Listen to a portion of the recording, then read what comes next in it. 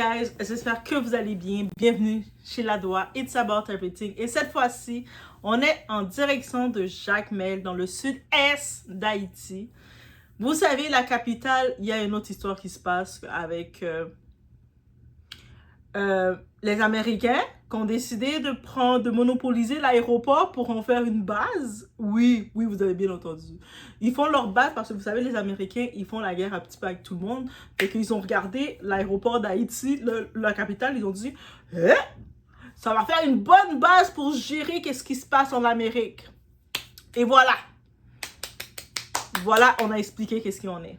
Et là, maintenant, il y a les petits gangs, les petits truands, les petits, ceux qui n'aiment pas leur pays, les petits finis, ceux, je ne comprends pas, on dit qu'Haïti, il y avait des esprits sur la terre, d'Haïti, on travaille avec les esprits, je ne sais plus qu'est-ce qu'ils font. Parce que là, je me dis, attendez, il y a un petit groupe de vermines, on les appelle des vermines, qui ont décidé d'aller à Séguin. Séguin, c'est dans l'entrée, justement, une ville qui est dans l'entrée de Jacmel. Et vous savez, Doua vient de Jacmel. Donc là, maintenant, ils ont décidé de pénétrer là. La chef capitaine de la police, j'imagine, je ne sais pas si un de ces bandits, c'est son chéri, ou si combien d'argent qu'elle a été payée. Mais moi, je pense que pour Bangala, elle a fait ça. Et ça s'est passé de même. Magali, t'es exposée. Tu es exposée. Girl. Et oui.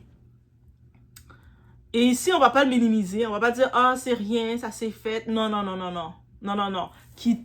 Ils sont déjà, ces bandits-là, ils sont allés déjà dans plusieurs autres villes. Ils sont allés, par exemple, pas loin de Port-au-Prince. Ils sont allés à la ville de Mirbalais faire des ravages. Et quand ils arrivent dans les villes, c'est pas comme s'ils viennent s'installer, chercher un peu la paix. Non, ils viennent briser, vandaliser les maisons des gens, faire les gens quitter leur maison, les chasser, les voler, et puis les dépouiller, bloquer les routes, voler les gens, veiller les gens. This is what they do. C'est ça, les bandits. C'est-à-dire, on ne peut pas négocier avec les bandits. Je ne comprends pas, en 2026, vous pensez encore négocier avec ces bandits-là. Ces bandits-là, ils n'ont pas d'âme. Il n'y a pas de négociation. C'est directement, ça serait un bois calé, on doit les donner. Je comprends même pas, le monde dit, ah, tu sais, les bandits qui disent, ah, on veut voir Ariana.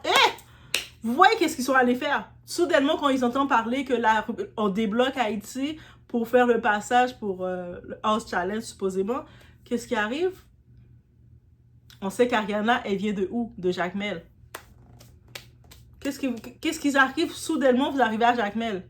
Ils ont passé la route. Déjà, la route de Jacmel pour entrer à Jacmel, c'est une falaise de même. Donc, il faut bien savoir conduire. Je me dis, comment ça, ils sont pas tombés en bas de la falaise? Pourquoi ils sont pas tombés en bas de la falaise? Pourquoi ils ont été capables de passer la falaise? C'est-à-dire qu'il y a probablement un Jacmelien quelque part qui les a montré la route. On est chez Ladoa. It's about everything. Yeah, Jacmel est en crise.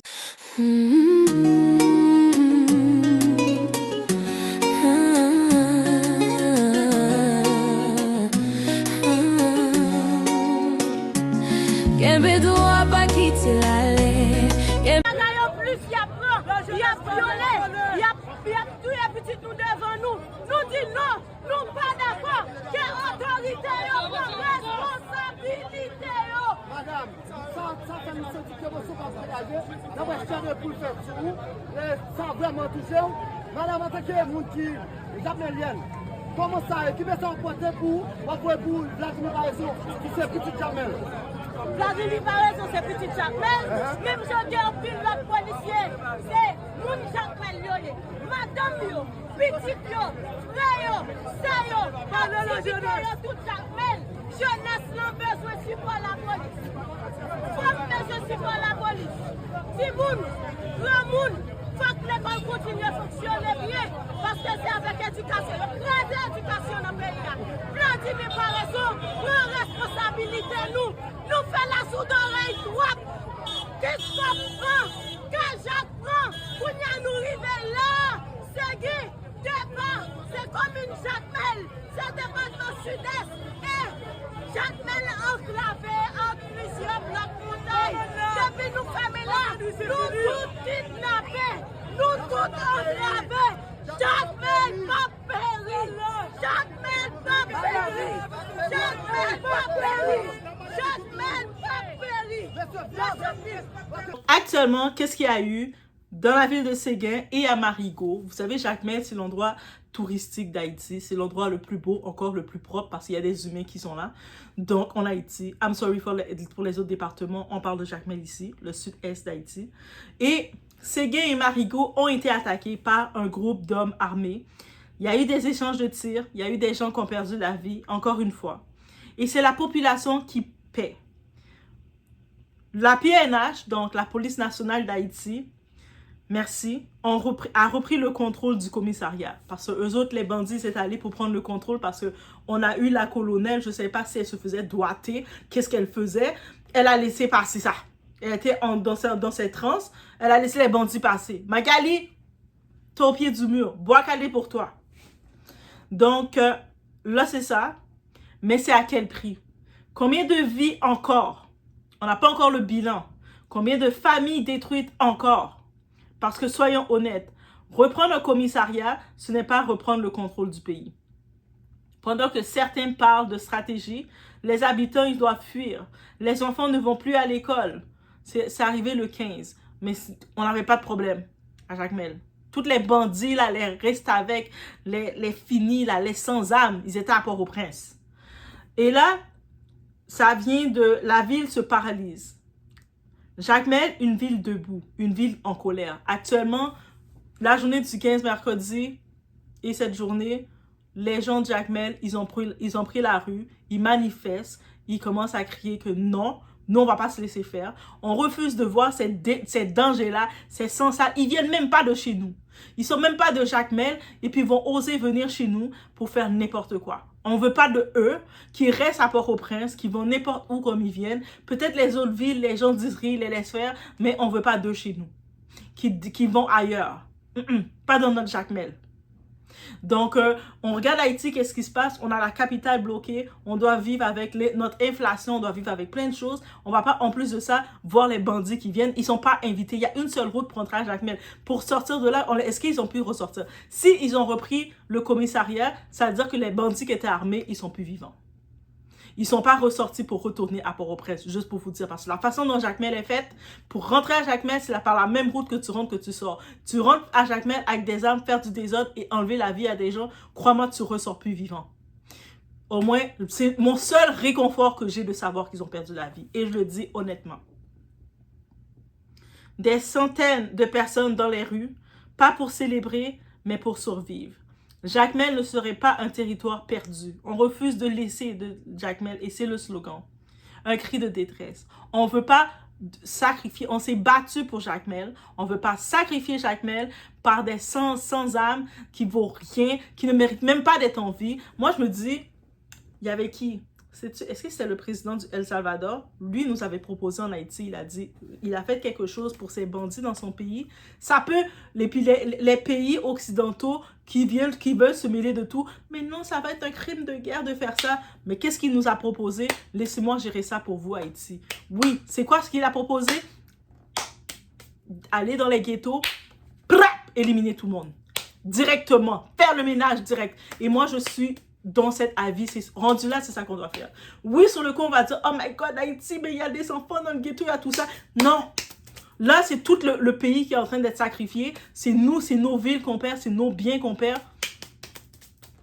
On contacte El Salvador, on contacte ces présidents-là, on les dit, écoutez quoi? Amenez vos forces. Amenez vos forces. Faites ce que vous devez faire avec vos armes.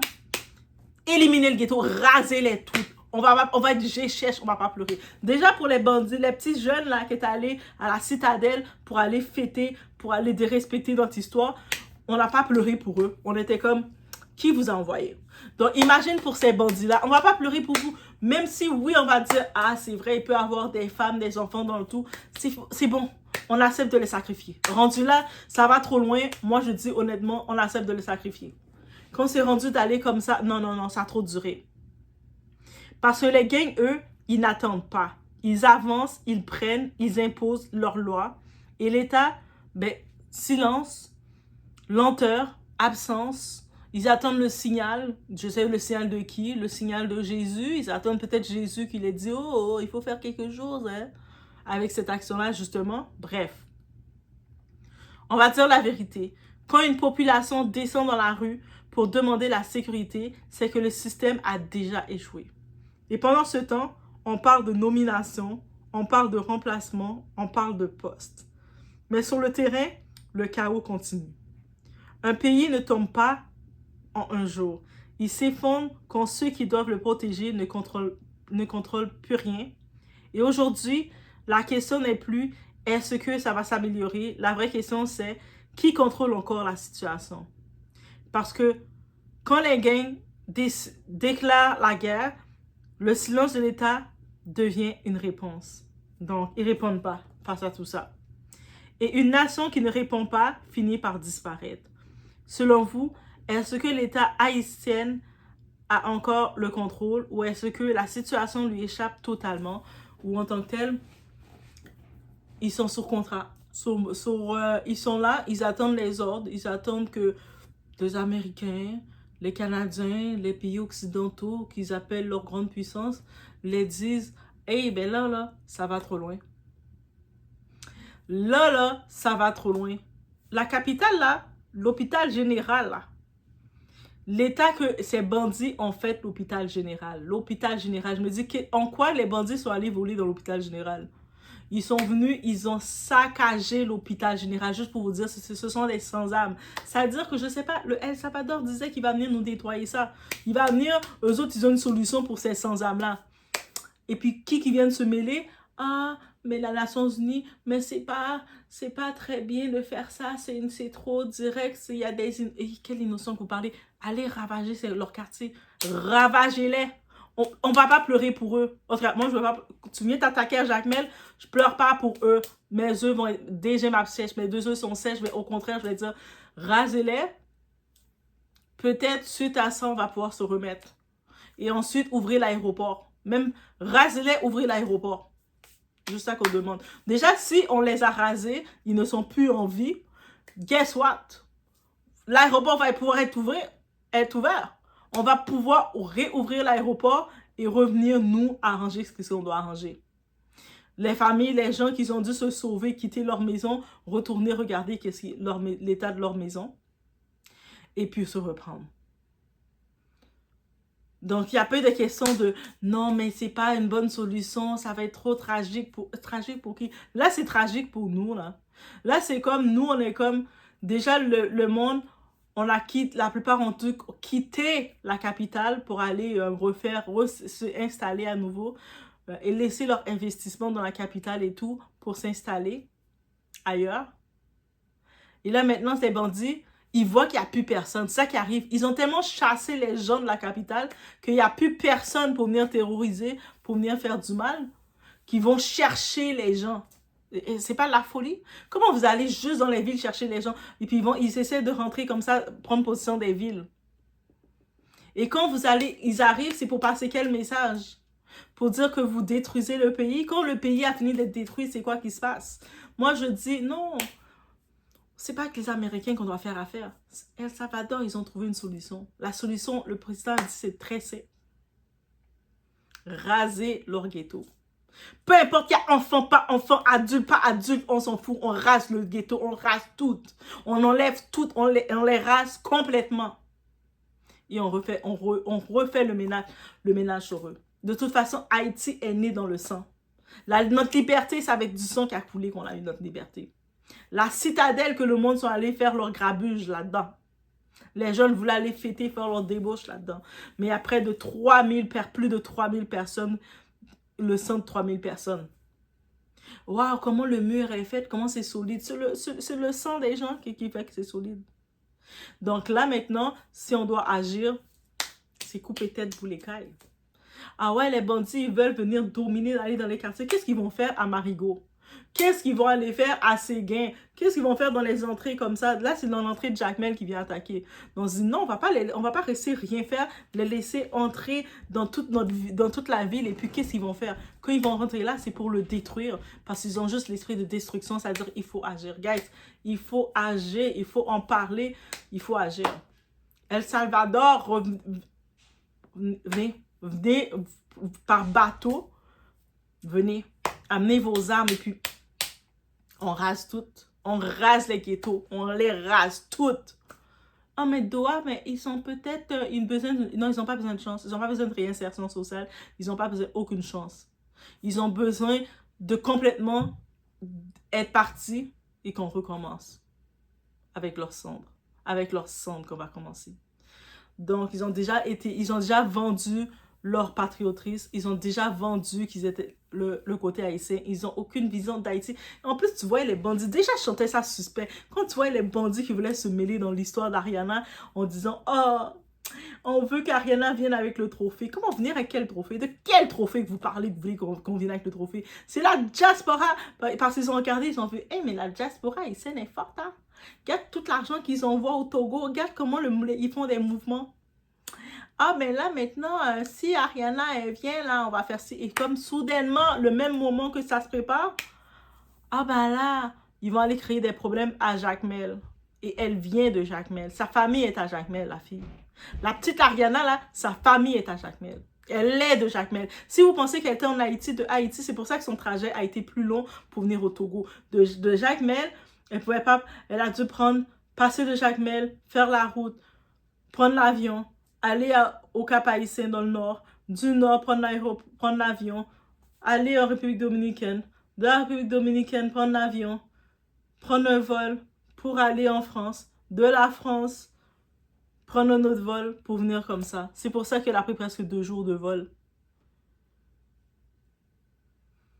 Bref, je vais sur ce avec quelques images en direction de Jacmel.